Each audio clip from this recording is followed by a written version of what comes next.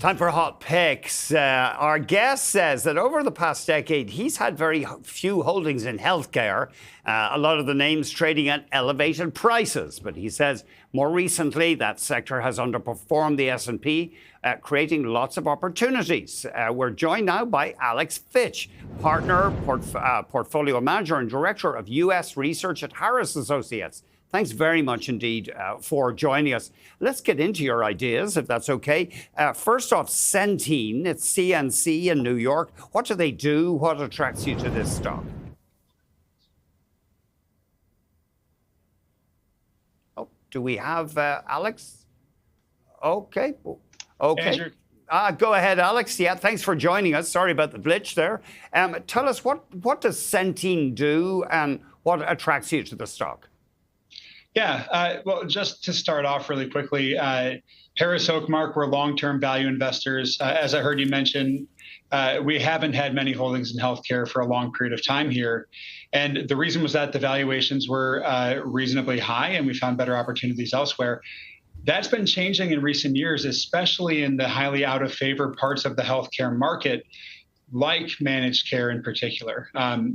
Managed care has been very challenged for the last 2 years here.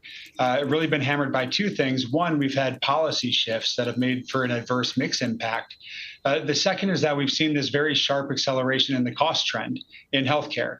And the combination means that in a lot of cases today, premiums just aren't adequate to reimburse the companies for the costs that they're taking on. That is especially true in Medicaid and in the exchange business. And Centene is really in the center of that storm. This is a company that's one of the largest players in Medicaid, one of the largest players in exchanges. And they somewhat predictably have had really sizable earnings headwinds in recent years. You've seen their EPS fall from something like $7 a share in 2023 and 2024 down to around $2 per share this year, and the stock has followed suit. The beautiful thing to us about managed care is that this is short cycle insurance. This is not property and casualty insurance where if you write a bad policy, you're going to be on the hook for 2 decades. Mm-hmm. This is business that reprices annually. And historically speaking, if I can slightly alter the old phrase, the thing that changes, the thing that fixes low margins is low margins.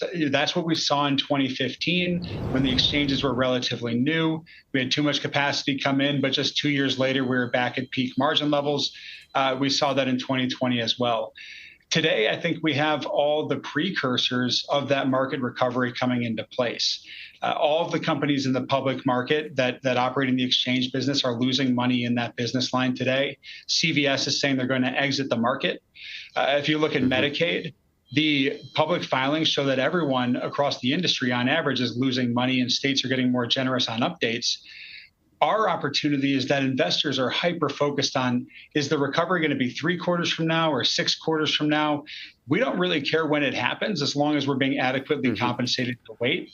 This is a $39 stock where in a few years we can see them back at $7 of earnings power.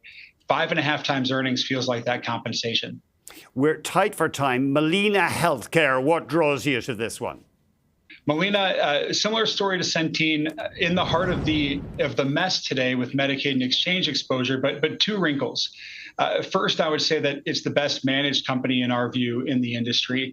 And second, it's the most efficient operator. And so in a world where the average Medicaid company is losing as a negative 1% profit margin, Molina is still making a positive 2% profit margin. And if we get back to the industry earning its cost of capital, Molina earnings need to more than double. The other thing that those 2 wrinkles provide to us is margin of safety. Their efficiency means this company is still earning $13 a share this year. This is a $145 stock. So we're paying 11 times trough earnings today. Like Centene, we think normal mid-cycle earnings are dramatically higher. And once again, when you adjust for that market recovery that we believe is likely, we're paying a mid-single-digit multiple of EPS. Okay, so another health insurer there or managed care. And then finally, a very different company. I always forget how to pronounce it. Is it IQVIA? They're a health data provider. IQVIA, yep. IQVIA, thanks. a little bit of a different animal than the health insurers. This is a clinical research organization. And so what they do is they do clinical trials on behalf of pharmaceutical companies. Okay. The easy way to think about the business model is that this is just a growing royalty on pharmaceutical R&D spending. And that used to be a prized model. They grew at the high single digits. They earned high returns on capital. Over the last 3 years, though, the stocks really meaningfully underperformed the S&P 500. And the reason, the culprit, is really growth. COVID, as we all know, it drove a boom in R&D spending. A lot of work was pulled forward. IQVIA and its peers had their revenues overly inflated, and we've been through 3 years of really weak or even negative organic growth for the group. Our view is firmly that this has been cyclical and not secular. And we're starting to see the tide turn here. Biopharmas are getting back to spending, and IQVIA growth is accelerating. In a lot of ways, it is what we think managed care could be 12 to 18 months from now, where investors are now becoming convinced that the bottom is in. They're becoming convinced we're set to accelerate from here, and stocks like IQVIA are up 50% off their lows. We still think we're early stages in this recovery. There's a lot of growth in pharmaceutical R&D still ahead of us. When we get back to high single-digit growth for the clinical research organizations, we suspect they won't trade at the 20 to 30% discount to where they used to anymore. Alex, thanks very much. Really appreciate it. Thank you for having me. Alex Fitch, partner, portfolio manager, and director of U.S. research at Harris Associates.